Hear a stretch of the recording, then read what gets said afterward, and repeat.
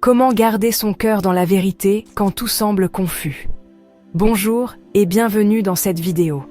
Avant de commencer, je tiens à vous dire que toutes les vidéos que je vous propose ici sont entièrement gratuites et ont pour unique but de partager des enseignements et inspirations avec vous, sans contrepartie.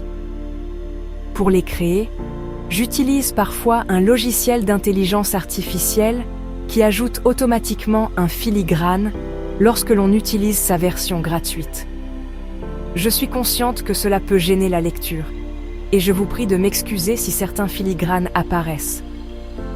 Malgré cela, je choisis de mettre mes vidéos à votre disposition gratuitement, parce que le partage de la connaissance et de la spiritualité est plus important que l'apparence parfaite. Merci de votre compréhension et de votre présence ici, dans ce beau chemin d'apprentissage et de foi. Reprenons maintenant le sujet de cette vidéo. Dans un monde saturé de mensonges, de confusion et de peur, comment rester ancré dans la vérité? Dans cette vidéo, je partage un chemin de foi pour sortir du trouble intérieur et retrouver la paix que seul Christ peut donner. Dans cette vidéo, vous allez découvrir, premièrement, comment accueillir le trouble sans s'y perdre et le transformer en un appel à la guérison. Deuxièmement, comment fixer votre regard sur la vérité, Jésus-Christ, quand le vacarme du monde devient trop fort? Troisièmement, comment habiter la paix que le monde ne peut donner, cette paix que Jésus promet à celles qui demeurent en lui? Enfin, restez jusqu'à la fin avec moi pour recevoir une prière afin de demeurer ferme dans la foi au milieu de la tempête. Ce message s'adresse à vous femmes chrétiennes qui traversent une période de doute, de troubles spirituels ou émotionnels, et qui cherchent à garder votre cœur fixé sur Dieu. Si cette vidéo vous parle, partagez-la avec d'autres femmes chrétiennes, afin de marcher avec foi, paix et discernement au cœur du monde. Que cette vidéo puisse grandement vous bénir.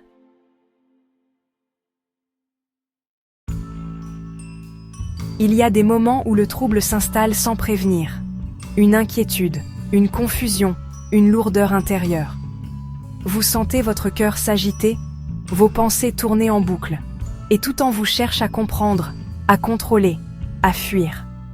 C'est humain, mais ce réflexe de résistance ne fait souvent qu'amplifier la tempête. Parce qu'en cherchant à la faire taire, nous refusons d'écouter ce que Dieu essaie de nous montrer à travers elle. Le trouble, parfois, est un symptôme. Il révèle une tension entre la vérité de Dieu et quelque chose en nous qui n'y est pas encore ajusté. Une peur, une blessure ancienne, une illusion subtile. Et c'est précisément là que commence le travail du Saint-Esprit. Le Seigneur ne condamne pas votre trouble. Il s'en sert comme d'une porte ouverte vers une guérison plus profonde. Accueillir, ce n'est pas céder. Accueillir le trouble ne veut pas dire s'y abandonner, ni lui donner raison. Cela signifie ne plus le fuir. Le regarder en face, dans la lumière de Dieu, et dire simplement « Seigneur, voici ce que je ressens. Je ne sais pas pourquoi je suis si agité, mais je t'ouvre cette partie de moi. » C'est dans cet acte d'honnêteté que commence la transformation, parce que le trouble ne se résout pas par l'analyse, mais par la présence. Votre présence à Dieu et sa présence en vous. Une prière du cœur. Quand je suis dans la crainte, je me confie en toi. Psaume 56, verset 4. Remarquez, le psaume ne dit pas « quand je n'ai plus peur », mais « quand je suis dans la crainte ». Autrement dit, pendant le trouble, au cœur de la peur, je choisis de faire confiance. La confiance n'est pas l'absence de peur, c'est une direction intérieure. C'est dire « Seigneur, je tremble, mais je choisis de croire que tu es là. » Là où tout tremble, Dieu reste stable. Rappelez-vous, le Christ n'est pas seulement dans vos moments de paix, il est aussi dans la tempête. Il dort dans la barque, pendant que les vagues se lèvent, non pas parce qu'il ne se soucie pas, mais parce qu'il sait que rien ne peut le submerger. Et s'il est en vous, alors cette paix-là est aussi en vous, même si vous ne la ressentez pas encore. Accueillir le trouble, c'est rester dans la barque avec Jésus, au lieu de sauter à la mer pour essayer de tout réparer. C'est accepter d'être dans le chaos, tout en gardant les yeux fixés sur celui qui demeure. Une parole pour aujourd'hui, Seigneur. Je n'ai pas besoin d'avoir tout compris pour rester avec toi. J'accepte de traverser cette confusion, non pas seul, mais avec toi. Montre-moi ce que tu veux guérir en moi, et enseigne-moi la paix qui ne dépend pas des circonstances.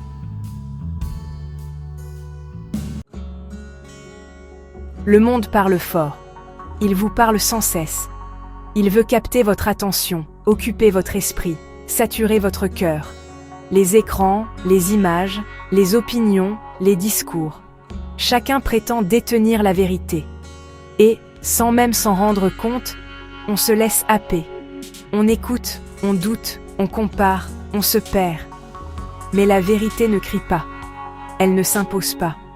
La vérité murmure, comme un souffle léger au fond de votre âme. Et cette vérité n'est pas une idée, ni une théorie. C'est une personne. Jésus a dit « Je suis le chemin, la vérité et la vie ».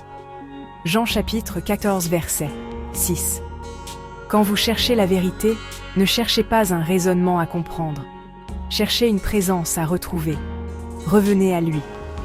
Le regard de l'âme. Fixez votre regard sur la vérité, ce n'est pas nier ce que vous voyez dans le monde, mais choisir où vous portez votre regard intérieur. Pierre, sur les eaux, marchait tant qu'il regardait Jésus. Mais quand il a commencé à regarder le vent, il a sombré. Et c'est souvent ce qui nous arrive, nous regardons le vacarme, les injustices, les mensonges, et notre cœur se remplit de peur ou de colère. Le Seigneur ne vous demande pas d'ignorer le monde, mais de ne pas le laisser devenir votre horizon, de garder les yeux fixés sur celui qui ne change pas. Ceux qui regardent à lui sont rayonnants de joie, et leur visage ne se couvre pas de honte. Psaume 34, verset 6. La parole, encre de vérité. La parole de Dieu est votre boussole dans la tempête. Elle éclaire, elle recentre, elle aligne.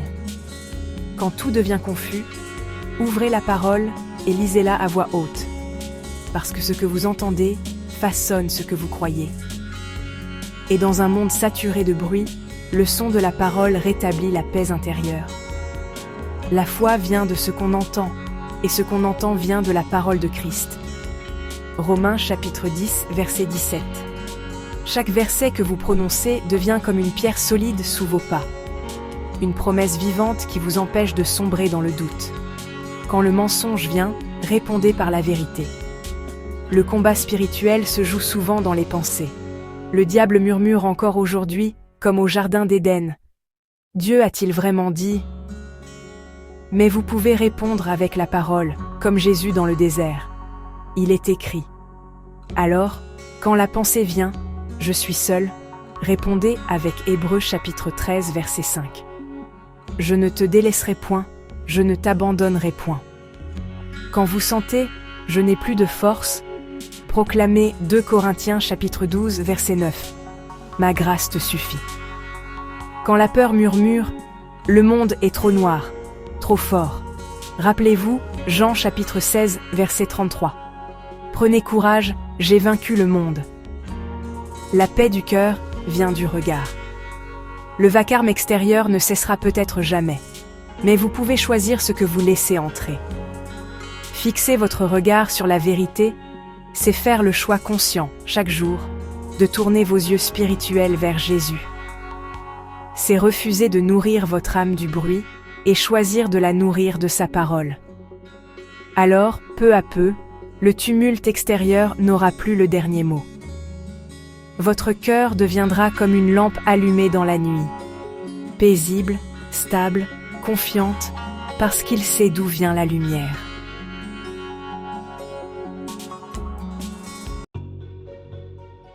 Jésus n'a jamais promis un monde calme. Il n'a jamais dit que les tempêtes cesseraient, ni que la vérité serait aimée, ni que le bien serait toujours reconnu. Mais il a promis sa paix. Dans Jean chapitre 14 verset 27, il dit « Je vous laisse la paix, je vous donne ma paix. Je ne vous donne pas comme le monde donne. Une paix différente. Le monde parle souvent de paix comme d'un état sans conflit, une tranquillité fragile, dépendante des circonstances.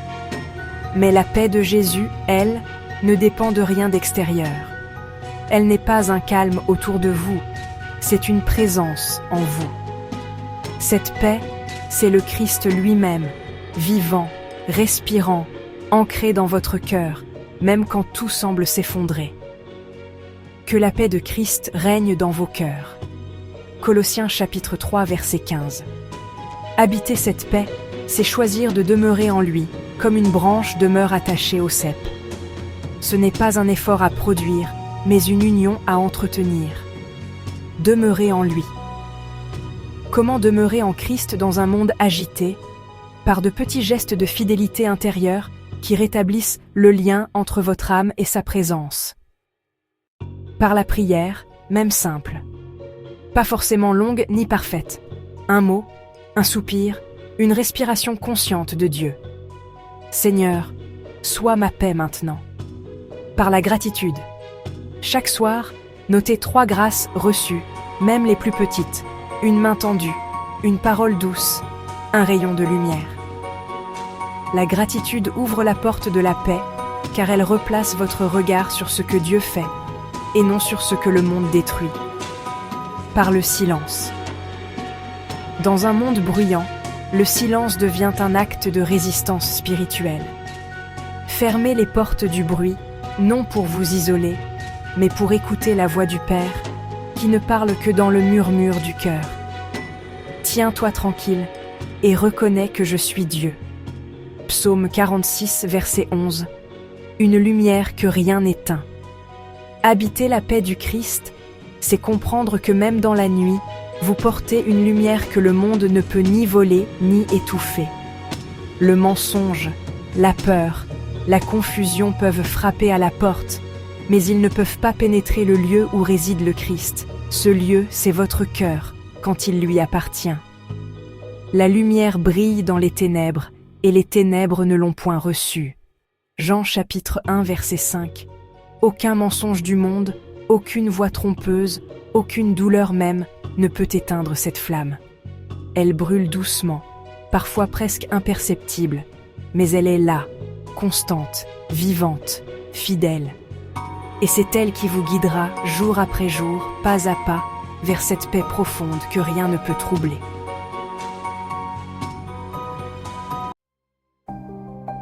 Je vous propose maintenant une prière pour demeurer ferme dans la foi au milieu de la tempête.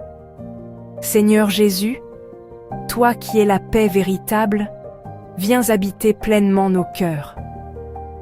Dans nos troubles, dans nos peurs, dans le vacarme du monde, fais taire les voix étrangères et apprends-nous à reconnaître ton souffle. Que ta paix règne là où nos pensées s'agitent, que ta lumière éclaire là où nos doutes s'installent, et que ta présence soit notre refuge. Nous voulons demeurer en toi, et laisser ton amour devenir notre stabilité, notre silence, notre paix. Amen.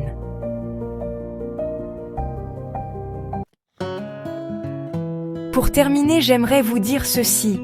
Peut-être que votre vie, en ce moment, ressemble à une traversée de brouillard. Vous ne voyez plus très loin, vous ne savez plus vraiment où poser le pied. Vous avez prié, espéré, attendu, et parfois, vous avez eu l'impression que Dieu se taisait. Mais même dans le silence, il travaille. Même dans la nuit, il veille. Et même quand vous ne ressentez plus sa présence, il est là. Rien, absolument rien, ne peut vous séparer de l'amour de Dieu. Ni la mort, ni la vie, ni les anges, ni les puissances, ni les choses présentes, ni les choses à venir, ni les forces, ni la hauteur, ni la profondeur, ni aucune autre créature ne pourra nous séparer de l'amour de Dieu manifesté en Jésus-Christ. Romains chapitre 8, versets 38 à 39. La paix n'est pas une destination, mais un compagnonnage.